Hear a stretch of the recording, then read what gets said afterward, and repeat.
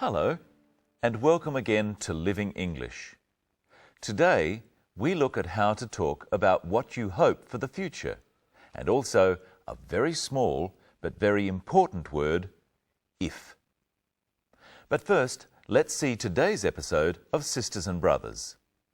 Now that Anne has found her brother and is going home, she has time for just one more meeting with her friend Sarah and Sarah's brother Steve. Here it is.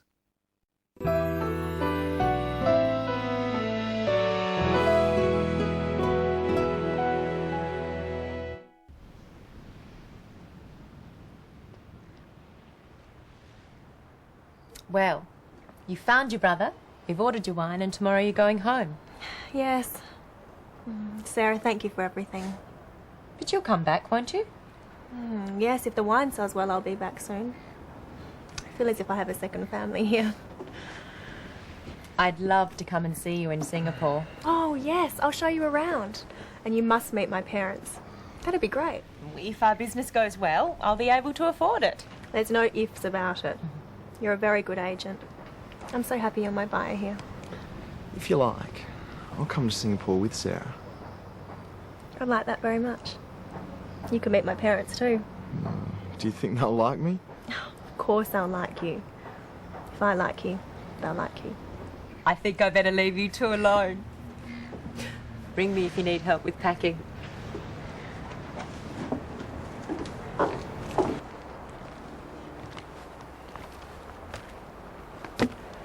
I've only just met you, and now you're leaving. But I'll come back. If you want me to. Let's look first at ways of expressing hopes for the future, telling someone what you would like to happen or wish to happen. Sarah wants Anne to come back to Australia. Yes. Sarah, thank you for everything. But you'll come back, won't you? Sarah says, "You'll come back, won't you?"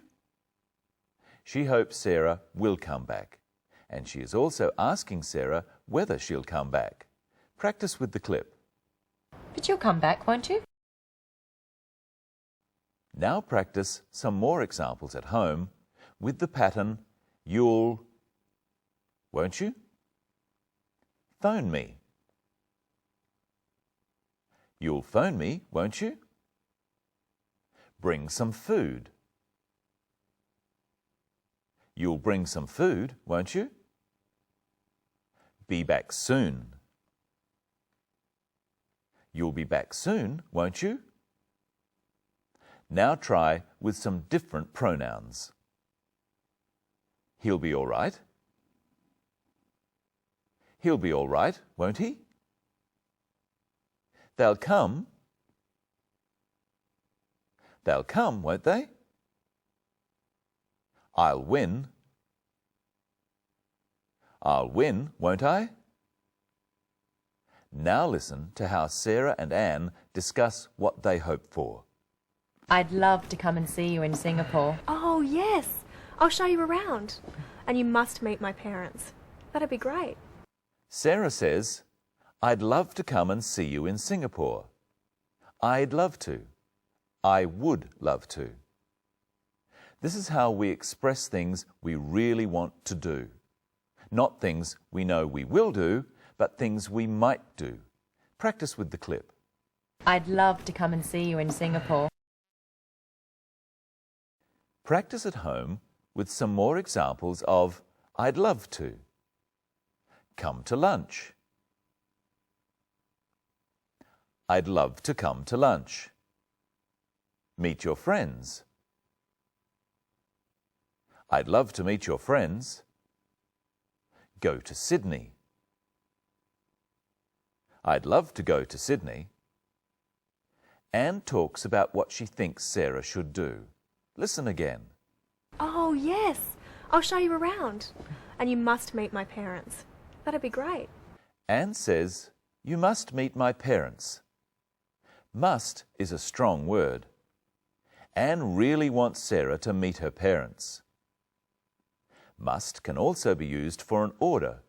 For example, you must not smoke inside, or you must stop at a red light. But in this example, Anne is telling Sarah something she really wants her to do. Practice saying, "You must meet my parents," with the clip. Oh, yes. I'll show you around. Oh, yes. I'll show you around. And you must meet my parents. Now let's look at that little word, if. First, let's look at how Anne uses the word if. Yes, if the wine sells well, I'll be back soon. We use if to talk about possibility, something that might happen or might not happen. This use of if is called conditional. So Anne says she'll be back if the wine sells well. The wine selling well is the condition for her coming back. There could be other conditions. Practice these using the phrase, "I'll come back." If I have enough money. If I have enough money, I'll come back. If you want me to. If you want me to, I'll come back. If business is good. If business is good, I'll come back. Anne is not sure that the wine will sell well. If she was, she would use when, not if. When the wine sells, I'll come back. Anne uses the word if twice in this example. Listen again. Yes, if the wine sells well, I'll be back soon. I feel as if I have a second family here. Anne says she feels as if she has a second family. As if is the same as like. She feels like Sarah and her family are her own family, her second family. Listen now to Sarah thinking about the future possibilities. And you must meet my parents. That'd be great. If our business goes well, I'll be able to afford it. There's no ifs about it. The condition of Sarah being able to afford to go to Singapore, of having enough money, is business going well. What does Anne say about this? There's no ifs about it. Anne says there are no ifs about it.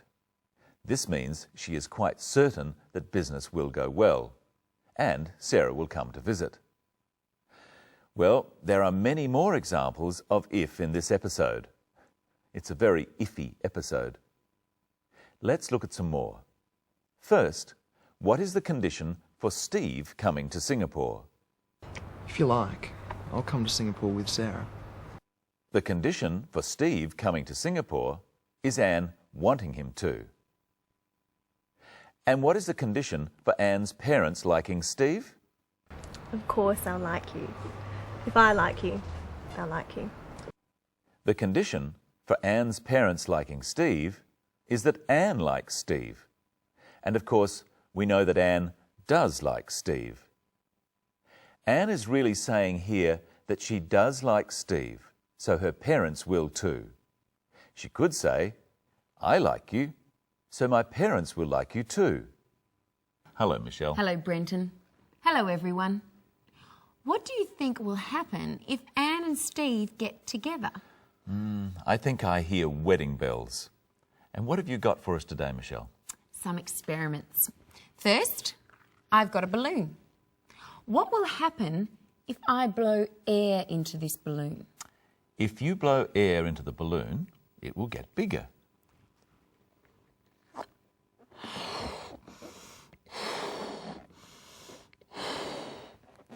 You're right. And I'll get tired. Now I've got a balloon blown up. What will happen if I let the balloon go? If you let the balloon go, it'll fly across the room. Oh, right again. And it'll make a loud noise. Now I'm going to pour some water into this glass. What will happen if I don't stop pouring? You'll make a mess. Right, if I don't stop pouring, I'll make a mess. So I'd better stop. Now, Brenton, can I trust you? I think so. Good. Then you can help me. If you stand up, I'll show you what I want you to do. Right. Now, I'm going to fall back and you're going to catch me. I think I can do that. If you don't catch me, what will happen? If I don't catch you, you'll fall. Yes. And if you don't catch me, I won't speak to you. Huh. Okay. Oh! Thank you. Let's try a few more examples. What will I do if he doesn't catch me? If he doesn't catch me, I'll fall. He doesn't help me. If he doesn't help me, I'll cry. He isn't nice to me. If he isn't nice to me, I'll leave. Now, Brenton, there's another way of using if. What's that? We can talk about things that may never happen. What's an example? Okay, here's a globe of the world. Where would you like to go? Oh. I'd love to go to Paris. But you're not going to Paris, are you? No, unfortunately. But if you went to Paris, what would you do? I'd go up the Eiffel Tower. If I went to Paris, I'd go up the Eiffel Tower. Look at the question again. If you went to Paris, what would you do? We use the past tense with if to talk about things that might never happen. Not things we are actually going to do or plan to do, but things we imagine doing. So, Michelle, where would you like to go? I'd like to go to Indonesia. And if you went to Indonesia, what would you do? I'd visit Borobudur. If I went to Indonesia, I'd visit Borobudur. Why don't you try a couple at home? I'll say a city or country and something to do. Rome. See the Colosseum. If I went to Rome, I'd see the Colosseum. Sydney. Visit the Opera House. If I went to Sydney, I'd visit the Opera House. And tell me, Brenton, what would you do if you won $1 million in the lottery?